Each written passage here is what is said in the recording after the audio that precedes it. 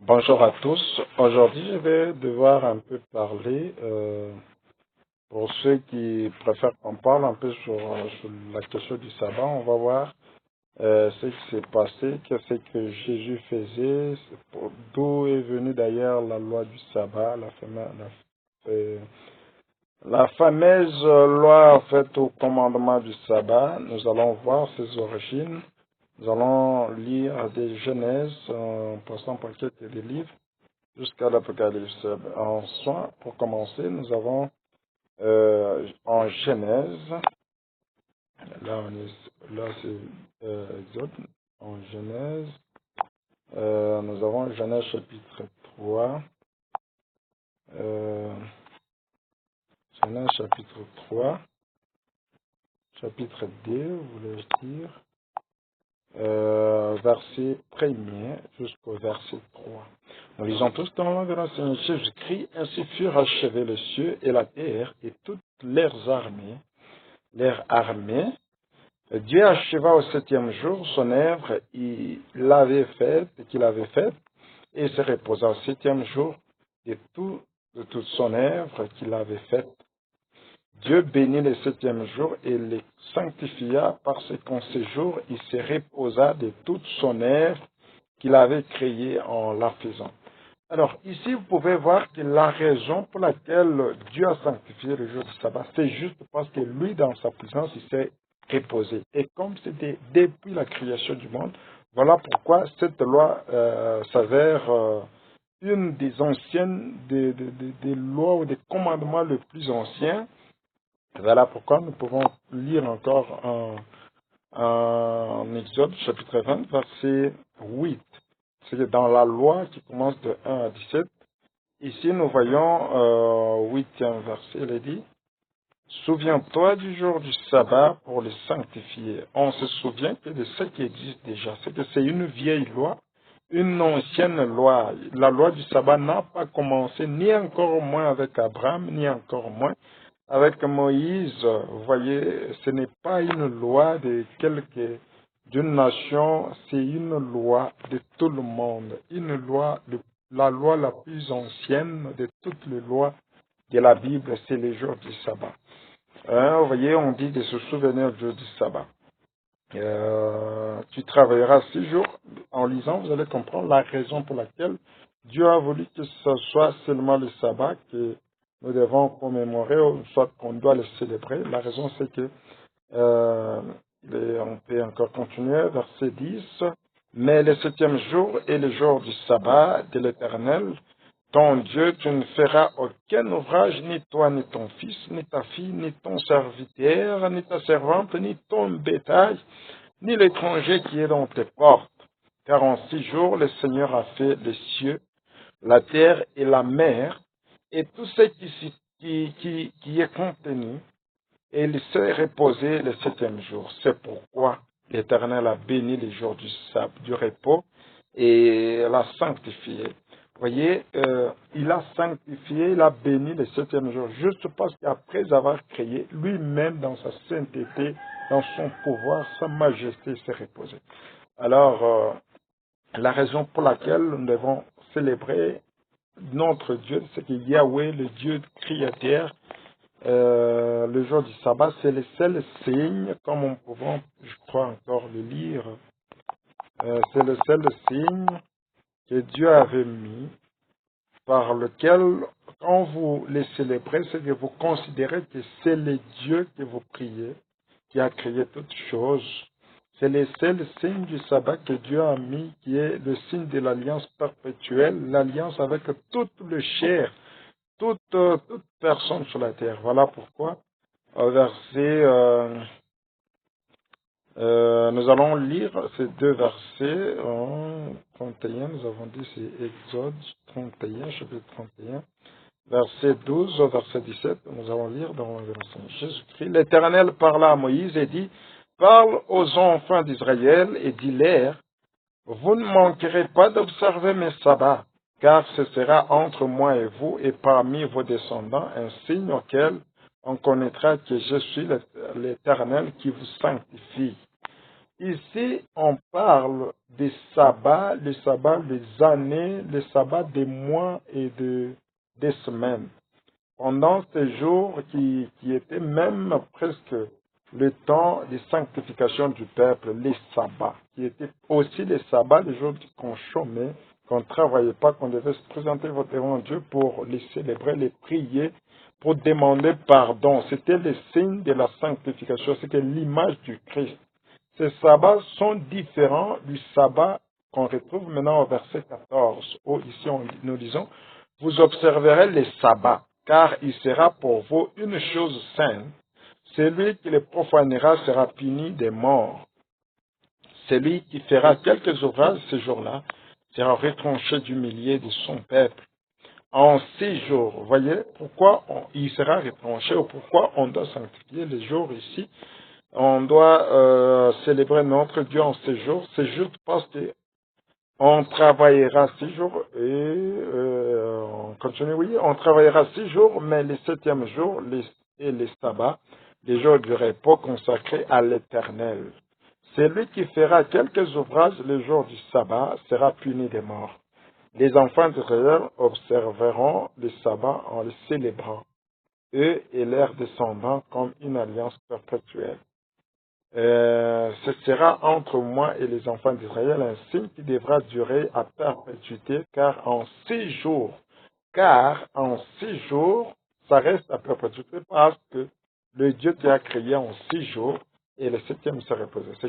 Car en 6 jours, l'Éternel a fait les cieux et la terre, et le septième jour, il a cessé son œuvre et s'est reposé. C'est que c'est un signe de considération. C'est en fait les sabbats quand vous célébrez, c'est comme une bonne façon de reconnaître que c'est les dieux que vous priez, c'est le signe que Dieu a mis pour que, à travers, en célébrant son sabbat, qu'on puisse savoir que vous priez le Dieu qui a créé la terre et le ciel. Alors,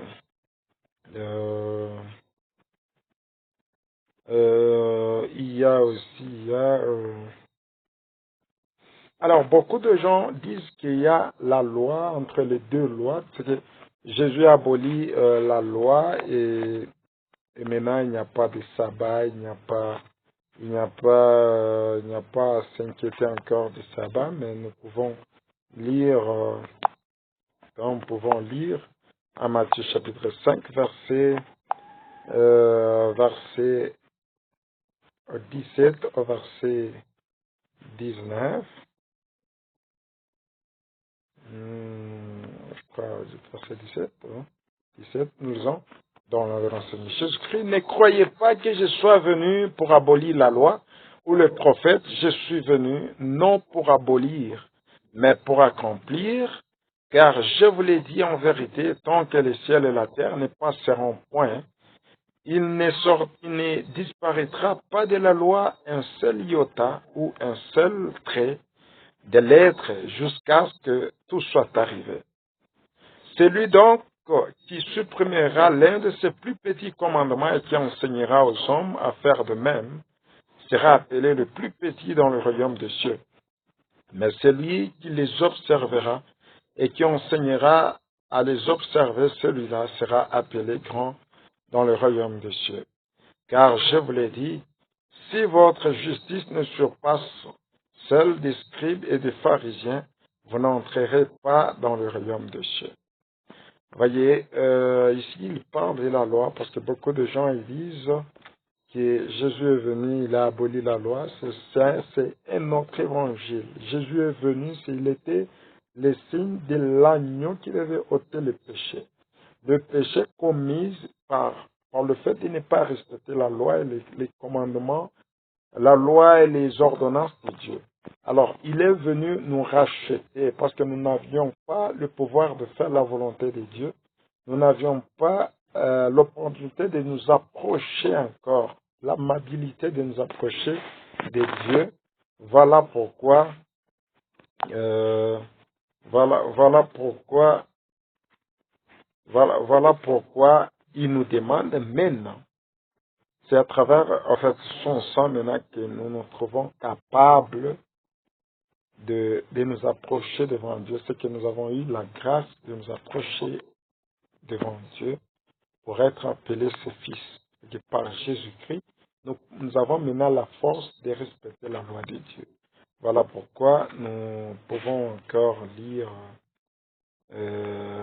pour la question de savoir aussi le sabbat c'est quel jour, nous voyons que Jésus est né et ressuscité d'ailleurs le dimanche, c'est qu'il est mort vendredi à 15 heures et il devait être chez les morts, les sabbats, pour les sauver, tirer ceux qui étaient morts, comme c'est révélé par l'apôtre Pierre, qui devait aller prêcher même ceux qui sont morts. Voilà pourquoi Jésus est descendu même chez les morts pour aller les prêcher et n'est descendu que le jour du sabbat. C'est une réalité, c'est une révélation que beaucoup de gens n'arrivent pas à comprendre pourquoi Jésus devait mourir toujours le vendredi à 15 heures. Pourquoi encore à 15 heures qu'il est mort alors qu'il a été crucifié depuis 12 heures.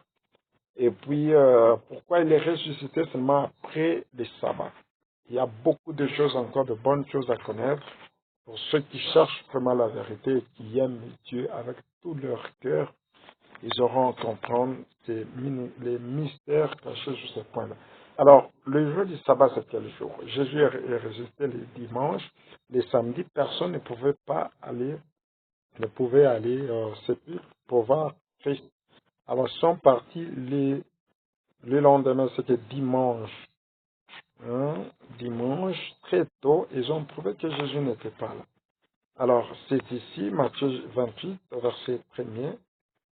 Nous lisons tous dans le Seigneur Jésus-Christ. Après le sabbat, à l'aube du premier jour de la semaine, Marie de Magdala et l'autre Marie allèrent voir le sépulcre. Vous voyez, c'est après le sabbat, à l'aube du premier jour de la semaine. Le premier jour de la semaine, qui est d'ailleurs dimanche, ce qui est étonnant, c'est de voir même des scientifiques, des hommes et des sages de ce monde n'arrivent plus à comprendre que le premier jour de la semaine, c'est dimanche. Pour eux, pour tout le monde, c'est devenu lundi. Pourquoi? Pour abolir la loi de Dieu. Et en ce temps, le diable est en train de rendre aveugles ceux qui ne veulent pas se soumettre à la volonté de Dieu pour qu'ils ne se rendent même pas compte qu'ils sont ils sont en train de pointer vers la mort, vers le feu. Vous voyez, c'est les jours du sabbat, après le sabbat. Et quand Jésus est mort, personne ne pouvait passer le jour du sabbat. Alors ils étaient obligés de repasser que les samedis, disons les dimanches très tôt. Alors Jésus aussi avait il avait l'habitude d'aller chaque sabbat disons, prier. C'est pourquoi on peut le voir,